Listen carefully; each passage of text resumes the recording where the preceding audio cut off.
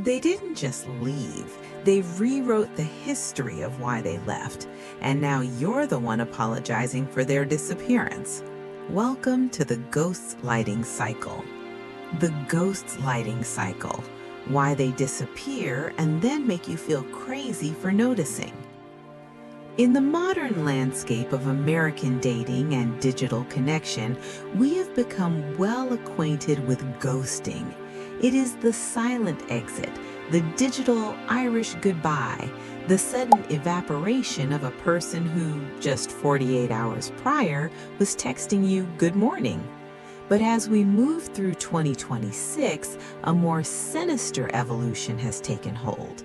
It is a psychological loop that doesn't just leave you lonely, it leaves you questioning your grip on reality.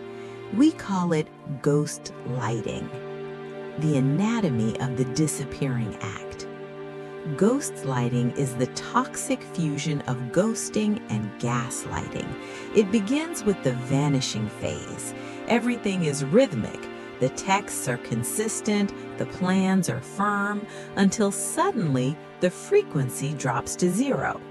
In the past, ghosting was the end of the story, but in the ghostlighting cycle, the disappearance is merely the intermission. The silence lasts just long enough for you to process the grief. You go through the stages: confusion, excuses, like maybe they lost their phone, anger, and finally, acceptance. You delete the thread, you move on, and that is exactly when the notification lights up your screen. The re-entry, the selective amnesia phase.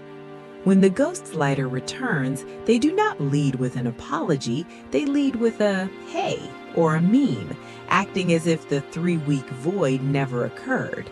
This is a calculated test of your boundaries. When you inevitably ask, "Where did you go?" or "I was worried when I didn't hear from you," the trap is sprung.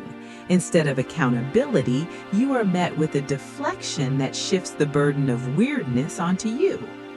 "I wasn't gone, I was just busy. You're being a lot right now." Or, "I didn't realize I had to check in with you every second. Is this an interrogation?" "You're overthinking this. I literally just had a long week." In an instant, the narrative has flipped. They are no longer the person who abandoned the conversation. You are now the suffocating or unstable person who noticed they were gone. This is the core of the American ghostlighting epidemic, the pathologizing of basic human observation.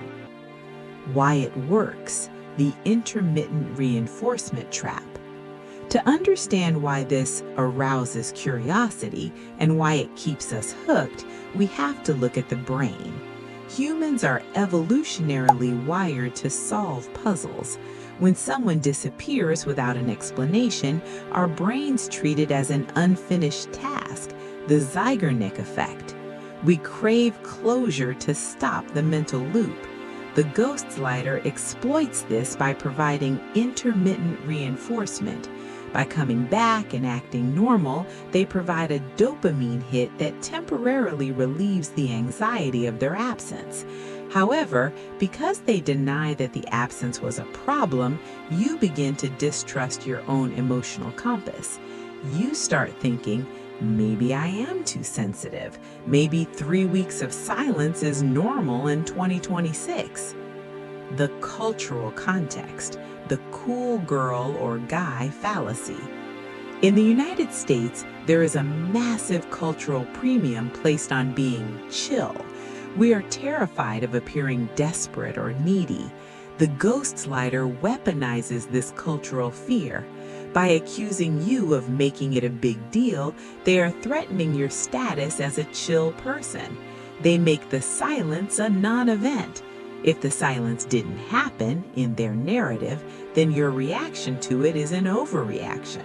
This creates a power imbalance where they hold the keys to the truth of the relationship, and you are merely a passenger trying not to get kicked out for asking for directions.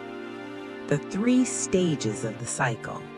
To break free, you must recognize the repetitive geometry of this behavior. 1. The love bomb or high engagement. They create a false sense of security and intense proximity. 2. The cold turkey. They vanish without a catalyst. No fight, no explanation, just a vacuum. 3. The return and reframing. They reappear, and when confronted, they label your observation of their absence as drama or insecurity. The psychological toll, reality erosion. The danger of ghostlighting isn't just a bruised ego, it is the erosion of your ability to set boundaries in future relationships. When you are told repeatedly that your noticing is the problem, you stop noticing. You start silencing your own intuition. You become the perfect partner for a narcissist, someone who observes bad behavior and immediately blames themselves for seeing it. In 2026, sanity is the new sexy.